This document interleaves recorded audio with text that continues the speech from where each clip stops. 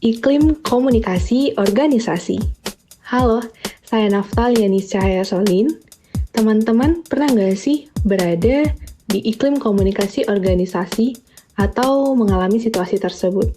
Nah, secara alami, manusia sebagai aktivitas sosial membutuhkan komunikasi satu sama lain loh. Of course-ly. Dalam konteks komunikasi organisasi, komunikasi membantu kreativitas iklim komunikasi organisasi tersebut. Nah, dari situ membantu untuk menjadi seseorang yang positif atau sebaliknya, menjadi negatif. Iklim positif di sini berarti lingkungan yang hebat yang didambakan oleh teman-teman semua termasuk saya sendiri. Dan sebaliknya, iklim komunikasi yang negatif akan mempengaruhi moral dan kreativitas anggota organisasi. Nah, pembahasan lebih mendetail mengenai iklim komunikasi organisasi akan dijelaskan oleh rekan-rekan saya yang gak kalah kerennya. Ada Taufik Muhammad Akbar, Mafirah, Hafiz Rahman, Nadira Faizatul, Rivaldi, Kintan Rami Fitri, Peltria Oktavika, dan Mahalia Zahra. Check this out ya! Latar belakang. Iklim komunikasi yang tepat penting bagi keberlangsungan sebuah organisasi. Iklim komunikasi sebuah organisasi mempengaruhi cara kita berinteraksi, capaian apa yang telah kita raih, dan cara kita beradaptasi dengan lingkungan organisasi. Reading 1972 mengatakan bahwa iklim komunikasi organisasi jauh lebih penting daripada keterampilan atau teknik-teknik komunikasi, semata-mata dalam menciptakan sebuah organisasi yang efektif. Dengan mengetahui iklim komunikasi sebuah organisasi, kita dapat mengetahui apa yang mendorong anggota organisasi melakukan sesuatu kegiatan atau bertindak. Iklim komunikasi yang tidak sesuai dengan harapan akan menimbulkan masalah dan perselisihan, sehingga keputusan yang diambil dari masukan anggota tidak akan terlaksana dengan semestinya. Pentingnya iklim komunikasi dapat mendukung dalam komunikasi organisasi untuk mendapatkan kepuasan kerja. Berdasarkan hal ini, penting bagi kita untuk memahami iklim komunikasi dalam organisasi, agar terciptanya kepuasan, pesan-pesan yang disampaikan tepat sasaran dan tujuan dari organisasi itu dapat terlaksana dengan baik. Koordinasi yang baik didapat dari iklim komunikasi organisasi yang efektif. Iklim komunikasi yang positif cenderung meningkatkan dan mendukung komitmen dalam organisasi. Penjelasan di atas didapatlah rumusan masalah apa yang dimaksud dengan iklim komunikasi organisasi, apa saja aspek-aspek yang terdapat pada iklim komunikasi organisasi, dan contoh kasus yang terdapat dalam komunikasi organisasi. Komunikasi organisasi tercipta karena adanya berbagai hal yang terjadi dan mencakup seluruh informasi dan pesan di dalam lingkungan. Komunikasi organisasi terjadi karena adanya sebuah kegiatan dalam sebuah kelompok atau organisasi yang memiliki pencapaian dan tujuan bersama dalam kelompok tersebut. Interaksi yang terjadi di dalam kelompok atau organisasi dapat berlangsung secara formal maupun non-formal. Interaksi yang terjadi di antara atasan dengan bawahan, atasan dengan atasan, dengan kata lain, interaksi di dalam kelompok atau organisasi dapat terjadi secara vertikal dan horizontal maupun diagonal. Baik buruknya organisasi sangat ditentukan oleh keserasian, interaksi, kemampuan, dan hubungan kerja dan kerjasama yang terjadi di dalam kelompok atau organisasi. Aspek-aspek yang terdapat pada iklim komunikasi organisasi. Yang pertama, faktor-faktor yang mempengaruhi iklim komunikasi organisasi. Poin yang kedua, pekerjaan yang dilakukan anggota organisasi terdiri dari tugas-tugas formal dan informal. Tugas inilah yang menghasilkan produk dan memberikan pelayanan organisasi.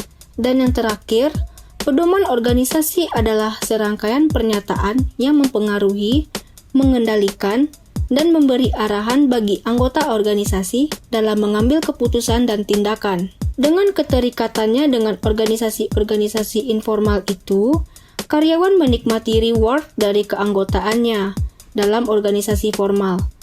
Melalui berbagai hubungan informal, karyawan dapat bersama-sama merasakan kepuasan atau ketidakpuasan kerja.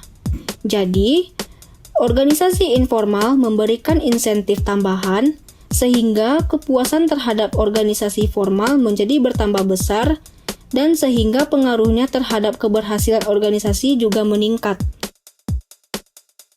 2 contoh iklim komunikasi organisasi. Yang pertama, fleksibilitas. Iklim komunikasi yang pertama yaitu tentang fleksibilitas.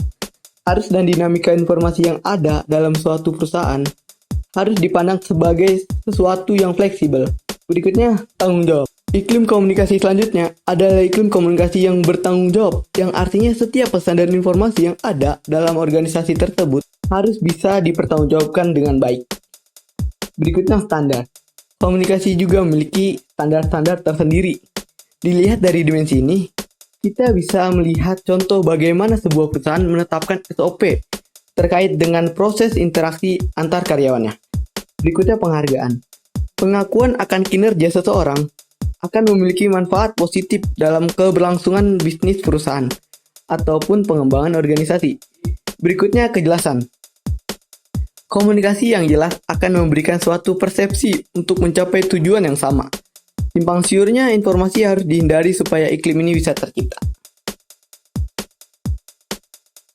Yang ketiga, dari iklim komunikasi yaitu nilai-nilai iklim komunikasi. Yang pertama yang akan kita bahas adalah nilai dukungan.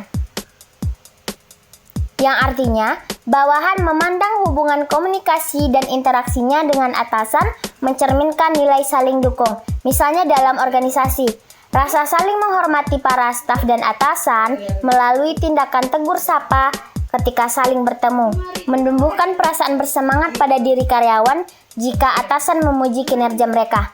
Hal ini dapat menumbuhkan kepercayaan diri bawahan dalam menjalankan setiap pekerjaan. Selanjutnya, nilai partisipasi dan pembuatan keputusan.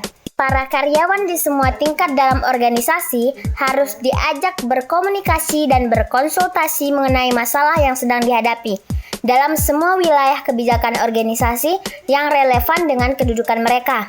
Selanjutnya, nilai kepercayaan, keyakinan, dan keandalan.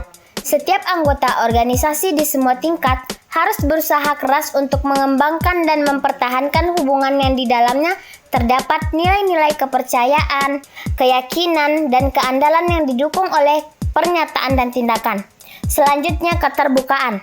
Baik dalam komunikasi formal maupun informal, terdapat nilai-nilai keterbukaan dalam berkata maupun mendengarkan, kecuali untuk keperluan informasi rahasia.